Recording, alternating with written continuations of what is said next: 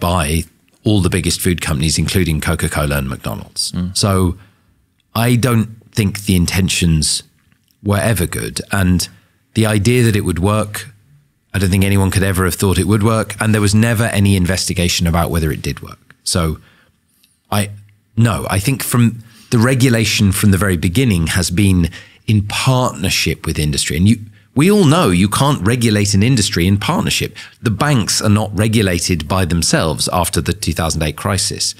Drug companies are not regulated by themselves.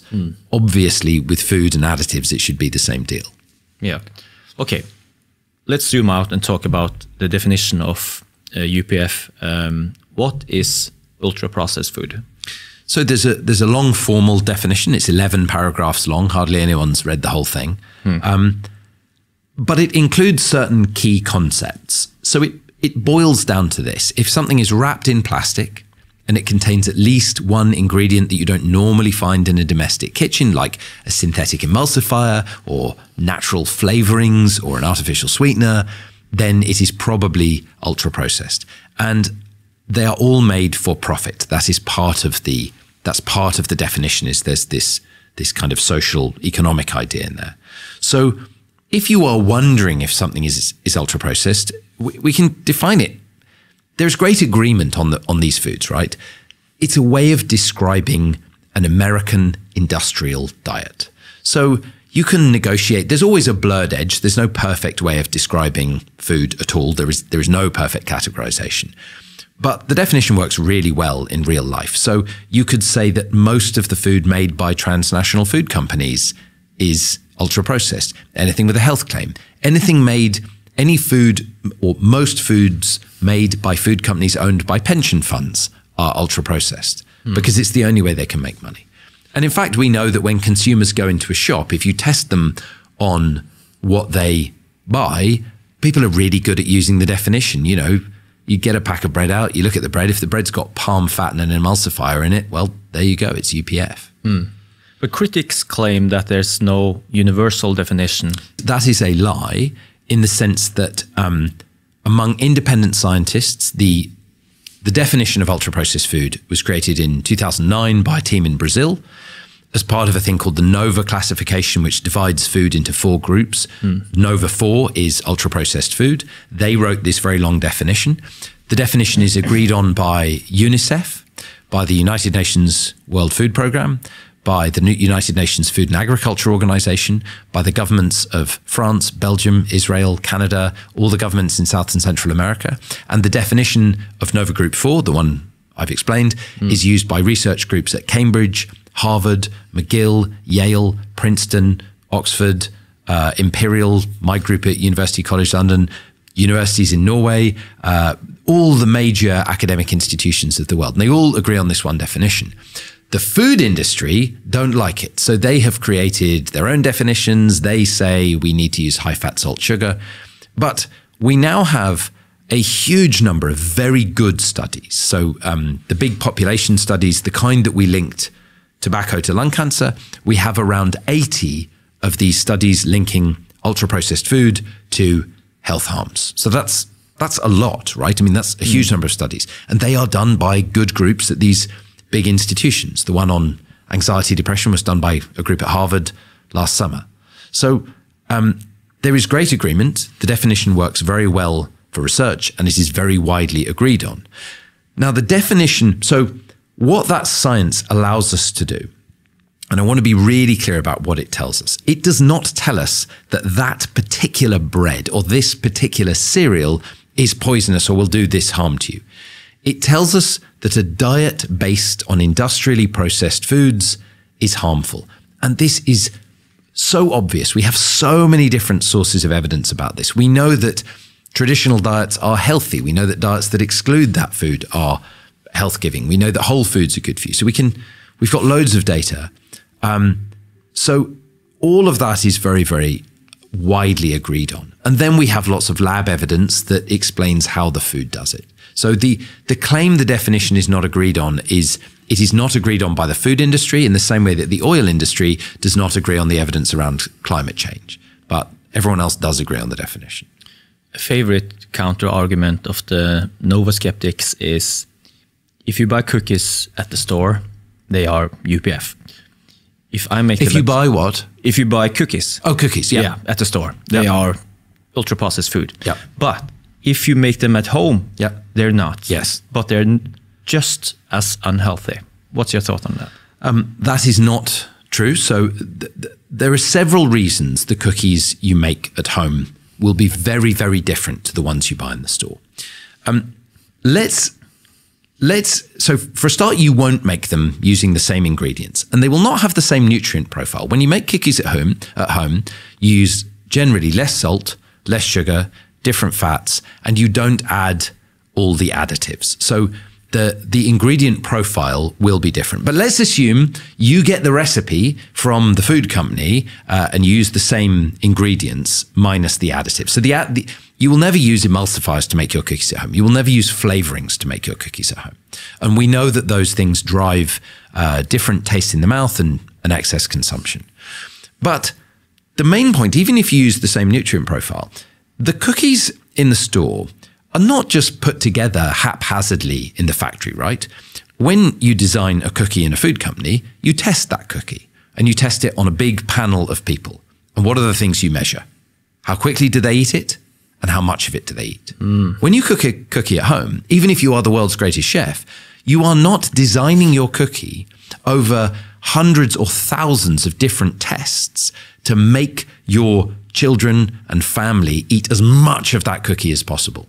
So, when any of us eat homemade cookies, we might like them as much as the store-bought cookies, but we will generally eat less of them. So in so many ways, the homemade cookie doesn't have the additives, and it is not designed to drive excess consumption. It also doesn't come in a packet with an ad. It doesn't have a cartoon character. It won't look as nice. It won't be colored. And all of those things are aspects of ultra-processing. And most importantly, when you cook the cookie at home, it takes you 2 hours. You've got to go and buy the eggs and the flour and the sugar and the chocolate chips, and you've got to mix it all up, and it takes you ages. So when you want a cookie at home, you can't have one instantaneously. The point about the whole cookie in the shop is you buy 20 of them, and then in 10 minutes time, if you've eaten them, you can go and buy another 20. You go 5 minutes down the road. Yeah. So everything about the shop cookie, from the ingredients to the nutrient profile, to the design process, to the packaging, to the flavoring, to the availability, and to the cost, everything is different. It is ridiculous to say that home-baked cookies are the same. But mainly, there is no question if all you eat is your own. If you're a good baker, I mean, I have friends who can make an incredible cookie. If that's all you eat, you can gain weight eating homemade cookies. Absolutely. No one is saying that fat, salt, sugar are irrelevant. But if you think that processing does not make a difference, you are living in another world. It is absolutely ridiculous. I can talk about this for 2 hours. Please. But it makes me so angry because how long have people been baking cookies in Norway? 150 years? 200 years? How long have you had flour, butter, eggs, sugar, all available in a domestic kitchen? For more than 100 years. What's your rate of childhood obesity been 100 years ago? All but zero. Were there any children living with type 2 diabetes 100 years ago? No. And yet every household had, it was a wealthy country. In the UK, there was a burgeoning middle class. Sugar, butter, milk, flour, eggs, the ingredients of cake and cookies have been cheap and abundant for many, many generations before we had childhood obesity. It is the store-bought cookies with their availability and their marketing that have driven the epidemic.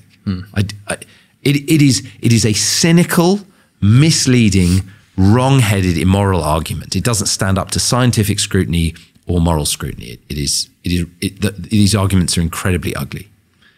I remember in the 80s and the 90s, ice cream was melting almost instantaneously. You take it out of the freezer. But now the ice cream doesn't melt anymore, and the bread can stay on the kitchen counter for like a week or two.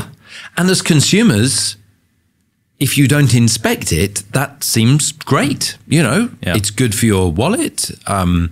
It's good. It's nice for kids. The ice cream no longer falls off the cone. We remember the ice cream melting down our hands as kids, and it was never fun. Now, I mean, I start the book with my kids in the park on a hot day, and I noticed my daughter handed me her bowl of ice cream, and she'd had it in her hot little hand with the sun shining on it for half an hour, and this ball was still a perfect ball. And that's because ice cream.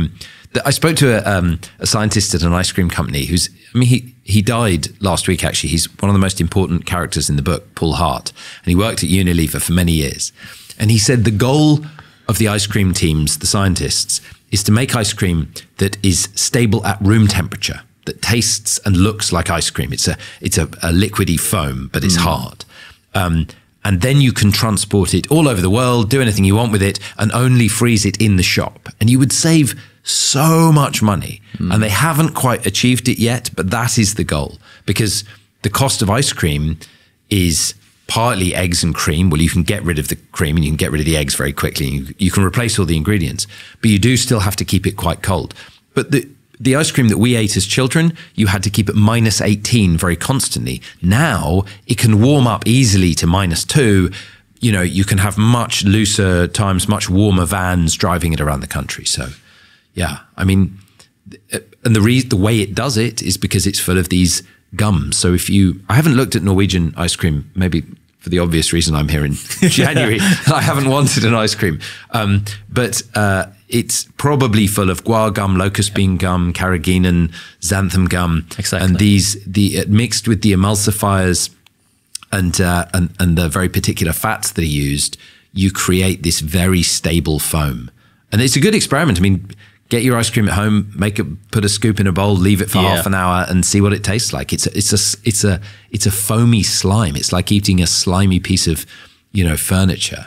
Mari Colby talked me into buying ice cream machines. She had one at home, and we were talking about it in the show, and everybody started buying ice cream machines. And so this is the question: is like ice cream that you make at home is basically milk and eggs and sugar, and you should not eat that for breakfast for sure, but as a dessert it's got loads of nutrients in it and it will fill you up, and you will not put as much sugar in that ice cream as they do in the factory, because you'll be adding the sugar and go, oh, this is a lot of sugar. So no, homemade ice cream is, I think, a reasonable part of a healthy diet, but mainly, it's a hassle to make, and you'll find that you only eat ice cream once a week and it's a treat, and you get out the ice cream maker and you got to cool it down and buy the ingredients, and it's a whole experience with the kids. It's also hard to scoop when it's cold, part of the logic. So a big ingredient in a lot of that 1980s ice cream, they started to add glycerol,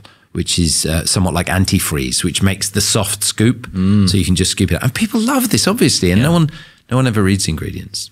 So before we